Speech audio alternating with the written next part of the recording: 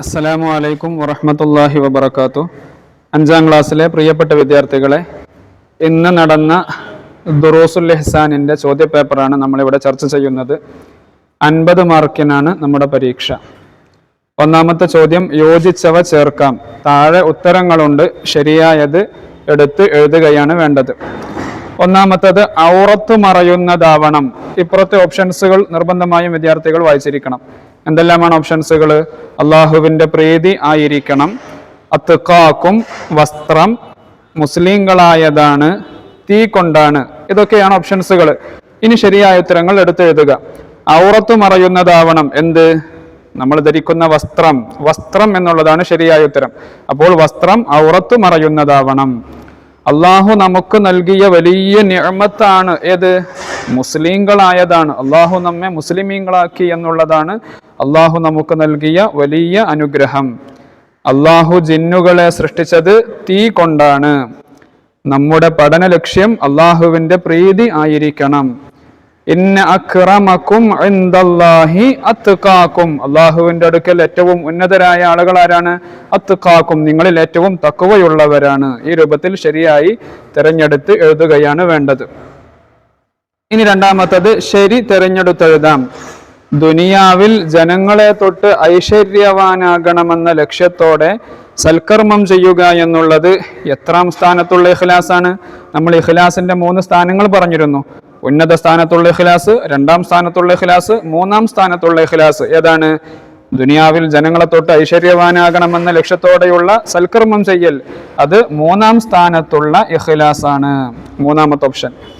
ഇനി രണ്ടാമത്തത്, സഹ്ലു ബിനു ഹൻലലിയ എന്ന പേരുള്ള സഹാബി ജീവിച്ചിരുന്നു. എവിടെ?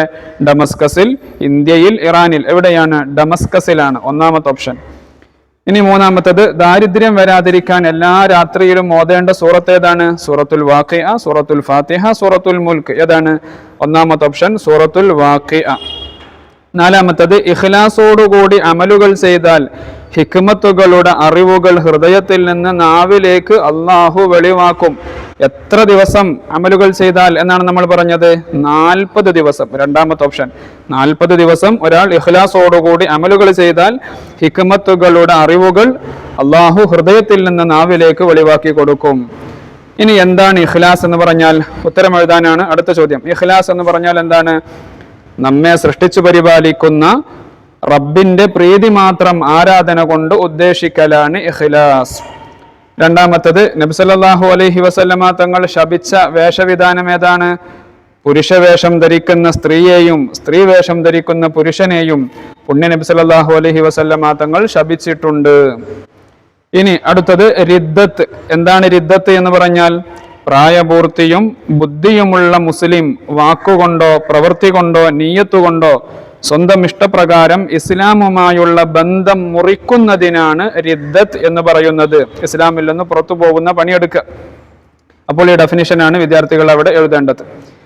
ഇനി 4ാമത്തത്, ശൈത്താൻമാർ ആരാകുന്നു? ആരാണ് ശൈത്താൻമാർ എന്ന് പറഞ്ഞാൽ?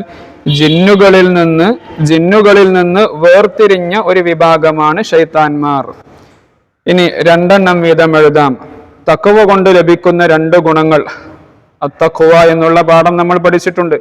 ആ തഖ്വ കൊണ്ട് ലഭിക്കുന്ന ചില ഗുണങ്ങൾ എന്തൊക്കെയാണ്? അള്ളാഹുവിൻ്റെ പ്രീതി ലഭിക്കൽ, അള്ളാഹുവിൽ നിന്ന് ഇൽമു ലഭിക്കൽ, പ്രയാസങ്ങൾ നീങ്ങൽ, പ്രതീക്ഷിക്കാത്ത വഴിയിലൂടെ ഉപജീവനം ലഭ്യമാവൽ, ഇഹലോകത്തും പരലോകത്തും ആദരവ് ലഭിക്കൽ, പാപമോചനം നേടൽ, നരകമോചനം നേടൽ, സ്വർഗപ്രവേശനം ലഭിക്കൽ. ഇങ്ങനെ കുറേ കാര്യങ്ങൾ പറഞ്ഞിട്ടുണ്ട്. ഏതെങ്കിലും 2 എഴുതിയാൽ മതി. 2ാമത്തത്, ഖുറൈമുൽ അസദിയിൽ നബി സല്ലല്ലാഹു അലൈഹി വസല്ലമ തങ്ങൾ തിരുത്തിയ ശീലങ്ങൾ ഏതൊക്കെയാണ്? അദ്ദേഹം തലമുടി നീട്ടി വളർത്തുന്ന ഒരു സ്വഭാവം ഉണ്ടായിരുന്നു.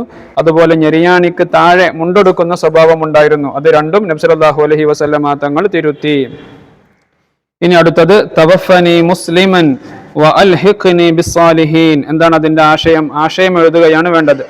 തവഫനി മുസ്ലിമൻ വ അൽഹിഖ്നി ബിസ്സാലിഹീൻ. അല്ലാഹുവേ, എന്നെ നീ മുസ്ലിമായി മരിപ്പിക്കുകയും സാലിഹീങ്ങളോടൊപ്പം ചേർക്കുകയും ചെയ്യണമേ. 2ാമത്തത്, ഇന്ന ശൈത്വാന യജ്രി മിനൽ ഇൻസാനി മജ്റദ്ദമി.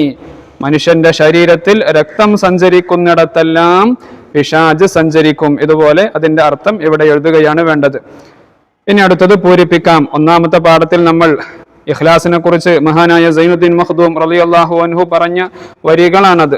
ഒന്നാമത്തത് അഖ്ലിസ് ഡാഷ് അല്ലാ തുരീദ ബിതാഅത്തിൻ, എന്തായിരുന്നു?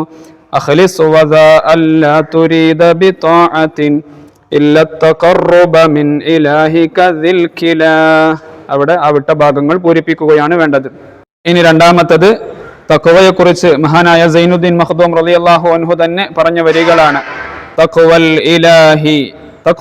ഇലാഹി മദാറു കുല്ലി സആദത്തിൻ വതിബാഉ അഹ്വാ റഅസു ശർരി ഹബായില. അവിടെ വിട്ട ഭാഗം പൂരിപ്പിക്കുകയാണ് വേണ്ടത്. ഇനി അടുത്ത ചോദ്യം, ശരിയും തെറ്റും അടയാളപ്പെടുത്താം. ഒന്ന്, ഇസ്ലാമിൽ നിന്നും പുറത്തു പോകുന്ന ഒരു കാര്യവും നമ്മുടെ ജീവിതത്തിൽ സംഭവിക്കരുത്. ശരി, ഇസ്ലാമിൽ നിന്ന് പുറത്തു പോകുന്ന ഒരു കാര്യവും നമ്മുടെ ജീവിതത്തിൽ ഉണ്ടാവാൻ പാടില്ല. അങ്ങനെ ഉണ്ടായാൽ റിദ്ദത്ത് സംഭവിക്കും, മുർത്തദ്ദായി പോകും. അപ്പോൾ ഒന്നാമത്തത് ശരി. രണ്ടാമത്തത്, ജിന്നുകൾ സാധാരണഗതിയിൽ നമുക്ക് കാണാൻ കഴിയുന്ന സൃഷ്ടികളാണ്. ആണോ? അല്ല, തെറ്റ്. മൂന്ന്, നമ്മുടെ നിസ്കാരവും മറ്റും മാതാപിതാക്കളുടെ പ്രഹരത്തിൽ നിന്ന് രക്ഷപ്പെടാൻ വേണ്ടി ആകരുത്. നമ്മുടെ നിസ്കാരവും മറ്റും മാതാപിതാക്കളുടെ പ്രഹരത്തിൽ നിന്ന് രക്ഷപ്പെടാൻ വേണ്ടി ആകരുത്. മറിച്ച് എങ്ങനെയായിരിക്കണം? അള്ളാഹുവിന്റെ പ്രീതി ആഗ്രഹിച്ചുകൊണ്ടാണ് നമ്മൾ നിസ്കരിക്കേണ്ടത്. ഇനി അടുത്തത്, അപ്പോൾ മൂന്നാമത്തത് ശരി. ഇനി നാലാമത്തത്, മുർത്തദ്ദായാൽ അതുവരെ ചെയ്ത എല്ലാ നന്മകളുടെയും പ്രതിഫലം നഷ്ടപ്പെടും. ശരി. ഈ രൂപത്തിൽ ശരിയും തെറ്റും അടയാളപ്പെടുത്തുകയാണ് വേണ്ടത്. ഇനി അവസാനത്തത് ക്രമത്തിലാക്കാം.